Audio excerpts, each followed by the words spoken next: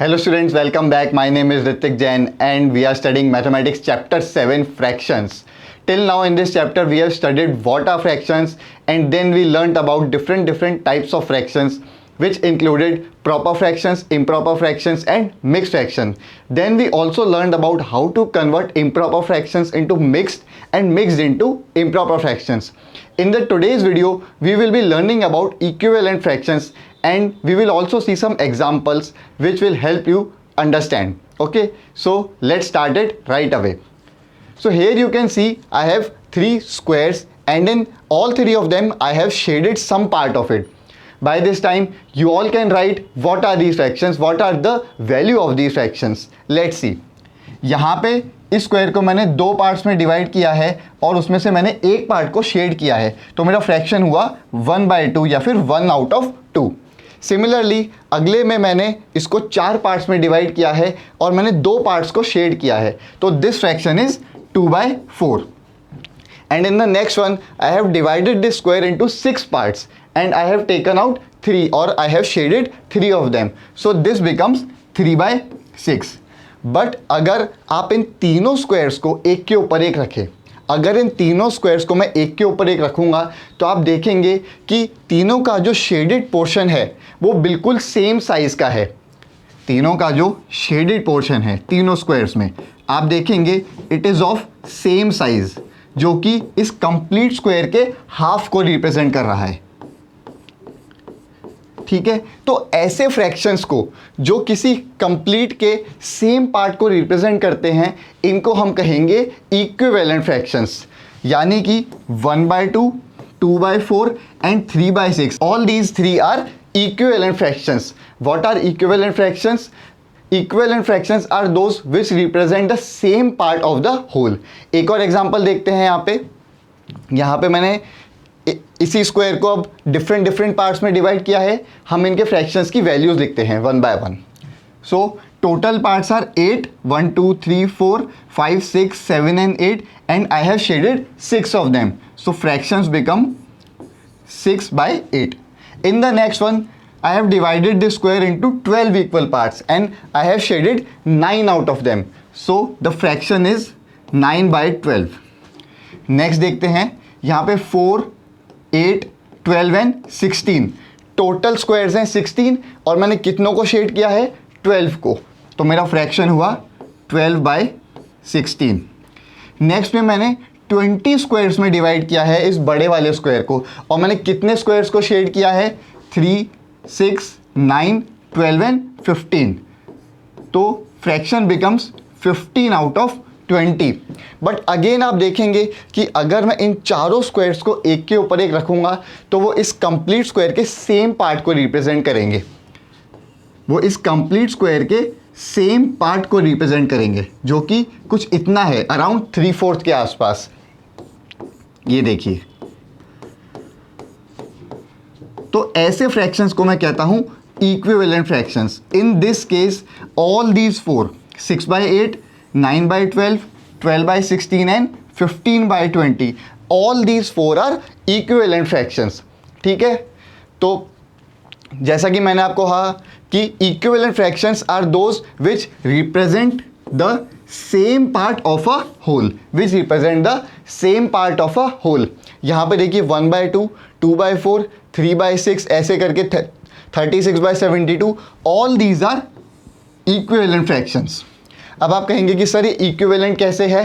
तो स्टूडेंट्स आपको ये नहीं देखना है कि इसका डिनोमिनेटर 2 है, 4 है, 6 है या 72 है, बट वो किसको रिप्रेजेंट कर रहा है. अगर मैं 72 ऑब्जेक्ट्स लूँ और उसमें से मैं आधे सिलेक्ट कर लूँ, या फिर मैं 6 ऑब्जेक्ट्स लूँ और उसमें से आधे सिलेक्ट कर लूँ, तो दोनों सेम पार्ट को रिप्रेजेंट करेंगे which is half of the whole. मतलब 6 का हाफ है 3 एंड 72 का हाफ है 36, तो बोथ आर इक्विवेलेंट फ्रैक्शंस. ठीक है, now let's see how to get equivalent fractions of a given fraction. तो आपके पास यहाँ पे दो तरीके हैं. सबसे पहला तरीका है कि आप न्यूमरेटर और डिनोमिनेटर को किसी सेम नंबर से मल्टीप्लाई कर दीजिए. Okay, to find an equivalent fraction of a given fraction you may multiply both the numerator and the denominator of the given fraction by the same number. ये हमारा पहला तरीका है. तो चलिए एग्जाम्पल के थ्रू हम समझते हैं इसको। हमको फ्रैक्शन दिया गया है 1/3 या फिर 1/3। हमको इसके इक्विवेलेंट फ्रैक्शंस निकालने हैं, तो हम क्या करेंगे, न्यूमरेटर और डिनोमिनेटर को सेम नंबर से मल्टीप्लाई करेंगे। तो सबसे पहले मैंने 1/3 को मल्टीप्लाई किया 2 से, numerator and denominator both. So 1 × 2 is 2 and 3 × 2 is 6। तो मुझे एक इक्विवेलेंट फ्रैक्शन मिला 2/6। ठीक है, नेक्स्ट हमने मल्टीप्लाई किया 3 से। ये मेरा फ्रैक्शन था 1/3, मैंने न्यूमरेटर और डिनोमिनेटर दोनों को 3 से मल्टीप्लाई किया, तो मेरा फ्रैक्शन क्या बना, 3/9। सिमिलरली ये मेरा फ्रैक्शन था 1/3, इस बार मैं किससे मल्टीप्लाई कर रहा हूँ, 4 से। तो 1 × 4 is 4 and 3 × 4 is 12। So 4/12 is also an equivalent fraction of 1/3। Students, आप इनफाइनाइट इक्विवेलेंट फ्रैक्शंस लिख सकते हैं किसी भी दिए गए फ्रैक्शन का। अगर हम यहाँ पे 2 और लिखें, suppose 1/3, I can multiply both numerator and denominator by 5. So 1 × 5 is 5 and 3 × 5 is 15. So I get another equivalent fraction. Similarly, again 1/3, I can multiply both of them by 10 also. 1 × 10 is 10 and 3 × 10 is 30. So again this is an equivalent fraction for 1/3. ठीक है, कुछ examples हम देखते हैं यहाँ पे, उससे आपको और क्लियर होगा। Find 5 equivalent fractions of each of the following. Now I have to write 5 equivalent fractions for each of the following given. Okay, first is 2/3। So we can start 2/3। I can multiply both numerator and denominator by 2। So 2 × 2 is 4 and 3 × 2 is 6। Okay, again 2/3. now I can multiply both of them by 3. so 2 × 3 is 6 and 3 × 3 is 9. ठीक है, ऐसे ही आप किसी भी number से multiply कर सकते हैं। ऐसा ज़रूरी नहीं है कि आप 2, 3, 4, 5 से ही करें, आप किसी भी नंबर से मल्टीप्लाई कर सकते हैं। तो 2 × 3, suppose if I multiply it by 5, so 2 × 5 is 10, 3 × 5 is 15. Again 2/3, अब मैं लेट से मैं 7 से मल्टीप्लाई कर सकता हूँ। सो 2 × 7 इज 14 एंड 3 × 7 इज 21। एक और हम लिखते हैं, सपोज हम 8 से भी मल्टीप्लाई कर सकते हैं। सो 2 × 8 is 16 and 3 × 8 is 24. So I have written 5 equivalent fractions for 2/3, which are 4/6, 6/9, 10/15, 14/21 and 16/24. Let's see the next one. 1/5. इसके लिए भी हम लिख सकते हैं 1/5 × 3. So 1 × 3 is 3 and 5 × 3 is 15. ठीक है, अगेन 1/5 मैं 5 से मल्टीप्लाई कर सकता हूँ। So 1 × 5 is 5 and 5 × 5 is 25। Again आप 7 से मल्टीप्लाई कर सकते हैं। So 1 × 7 is 7 and 5 × 7 is 35। Another number 9 we can take. 1 × 9, 9 and 5 × 9 is 45. We can take some bigger numbers also, for example 12. So 1 × 12 is 12 and 5 × 12 is 60. So for 1/5 also I have written 5 equivalent fractions: 3/15, 5/25, 7/35, 9/45 and 12/60. ठीक है, next देखते हैं 3/5. So 3/5. Students, आप video को pause करके अपने हिसाब से भी लिख सकते हैं और आंसर चेक कर सकते हैं। ज़रूरी नहीं है कि हमारा आंसर मैच हो, आप कुछ और लिख सकते हैं और मैं कुछ और लिख सकता हूँ। ठीक है, तो 3 × 2 is 6 and 5 × 2 is 10. Again 3/5 multiplied by 4. So 3 into 4 is 12 and 5 into 4 is 20. Let's take 7. 3 into 7 is 21. 5 into 7 is 35. We can take 10 also. 3 into 10, 30, and 5 into 10, 50. Let's say we multiply it by 6. So 3 into 6 is 18 and 5 into 6 is 30. So the equivalent fractions for 3/5 are 6/10, 12/20, 21/35, 30/50 and 18/30. Let's see the last one. 5/9. 5/9. Let's multiply it by 3. 5 into 3 is 15 and 9 into 3 is 27. Again 5/9. We can multiply it by 5. 5 into 5 is 25 and 9 into 5 is 45. 5/9. We can multiply it by 11. 5 into 11 is 55 and 9 into 11 is 99. 5/9. So we can multiply it by 7. 5 into 7 is 35 and 7 into 9 is 63. So for the last one, let's multiply it by 10. So 5 into 10 is 50 and 9 into 10 is 90. So for 5/9, 5 equivalent fractions are 15/27, 25/45, 55/99, 35/63 and 50/90. ठीक है, तो आप numerator और denominator को same number से multiply करके equivalent fraction निकाल सकते हैं. नेक्स्ट मेथड है कि आप न्यूमरेटर और डिनोमिनेटर को किसी सेम नंबर से डिवाइड भी कर सकते हैं.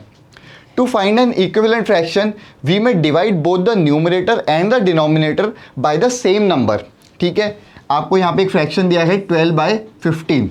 तो मैं 12/15 में न्यूमरेटर और डिनोमिनेटर दोनों को 3 से डिवाइड कर सकता हूँ. तो 12 divided by 3 is 4 and 15 divided by 3 is 5. So my equivalent fraction is 4/5. ठीक है, क्लियर है. आप मल्टीप्लाई के साथ साथ सेम नंबर से डिवाइड भी कर सकते हैं. तो हम एक एग्जांपल देखते हैं. Find the equivalent fraction of 2/5 with numerator 6. अब आपको फ्रैक्शन दिया गया है 2/5. ठीक है, और इसका आपको इक्विवेलेंट फ्रैक्शन निकालना है जिसका न्यूमरेटर होना चाहिए 6. ठीक है, तो for my answer the numerator is already given which is 6. तो मैं 2 को किस नंबर से मल्टीप्लाई करूंगा कि मुझे 6 मिल जाए? करेक्ट, 3. I will multiply 2/3.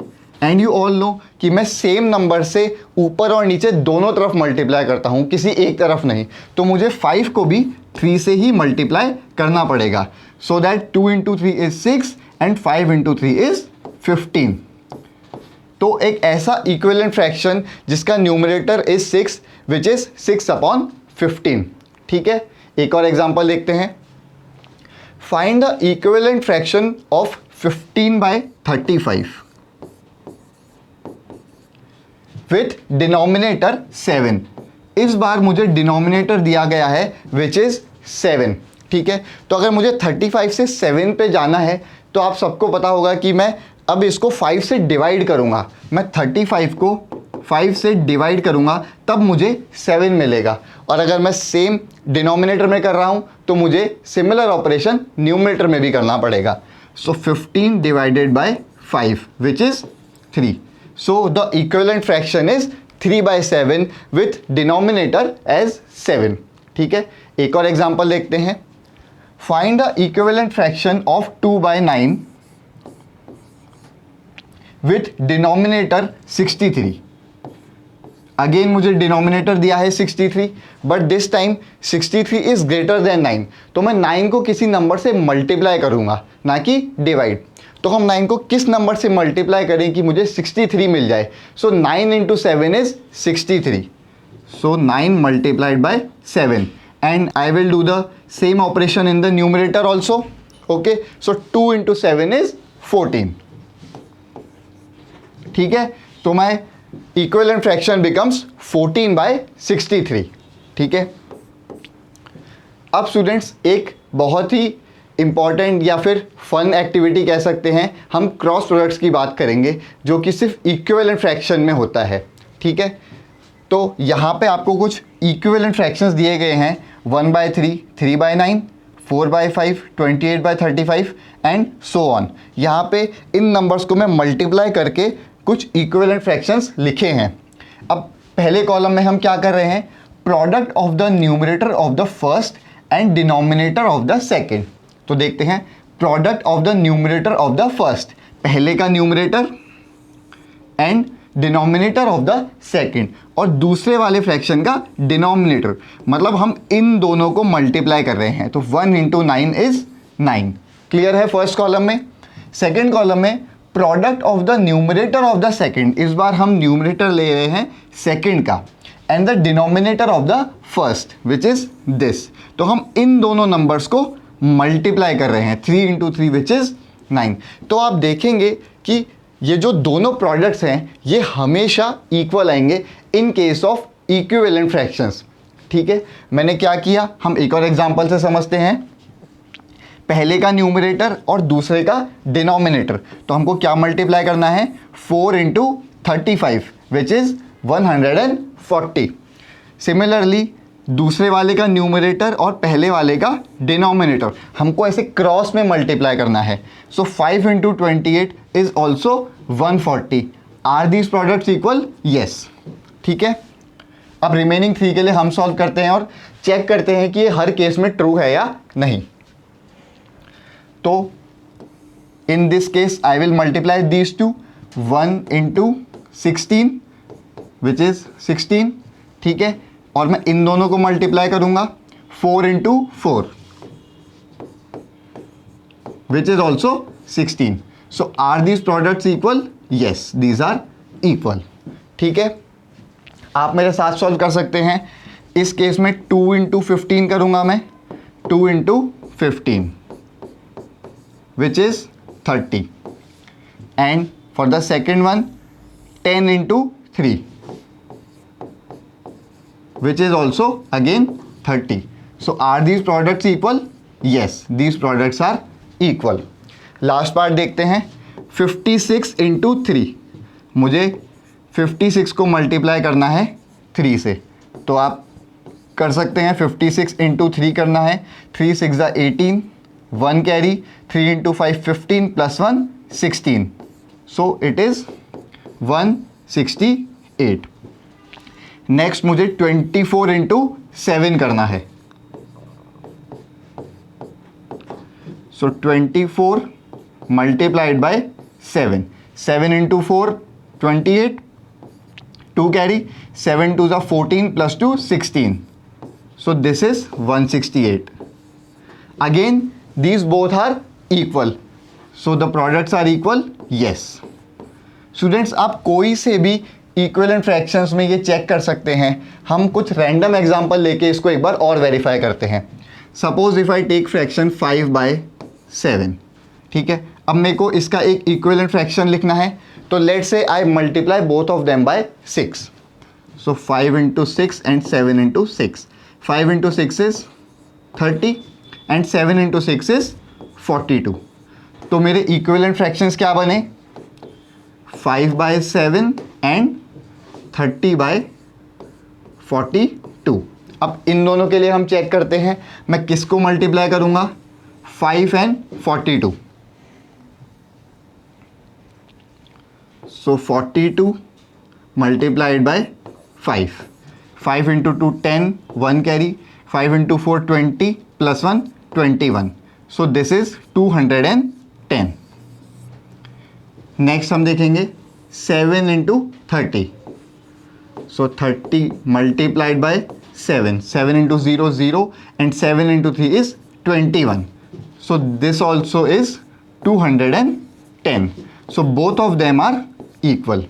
ऐसे ही आप अपने मन से इक्विवेलेंट फ्रैक्शंस लिख के ये चेक कर सकते हैं क्रॉस प्रोडक्ट्स, ये हमेशा इक्वल आएंगे, ठीक है। मल्टीप्लाई कैसे करना है, पहले का न्यूमरेटर दूसरे का डिनोमिनेटर एंड दूसरे का न्यूमरेटर पहले का डिनोमिनेटर, ऐसे आपको मल्टीप्लाई करना है, ठीक है। आई होप आपको इक्विवेलेंट फ्रैक्शंस क्लियर होगा। इस वीडियो में हम यहीं रुकेंगे। नेक्स्ट वीडियो में हम देखेंगे कि इक्विवेलेंट फ्रैक्शंस को हम सिंपलेस्ट फॉर्म में कैसे कन्वर्ट कर सकते हैं और सॉल्व करेंगे उससे related exercise. Till then, goodbye, see you in the next one.